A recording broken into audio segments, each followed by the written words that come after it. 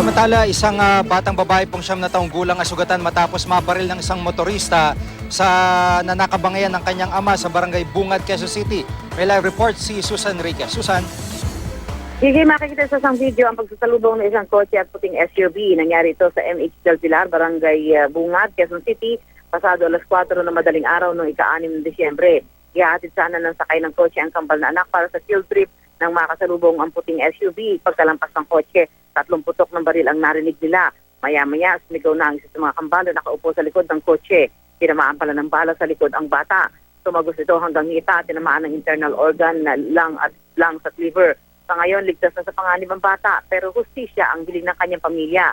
Umaapila ang ama ng biktima sa posibleng nakasaksi at makapagturo sa suspect. Umaasa rin sila na matunto ng pulis ang suspect sa lalong madaling panahon. Gigi? Maraming salamat, Susan Enriquez.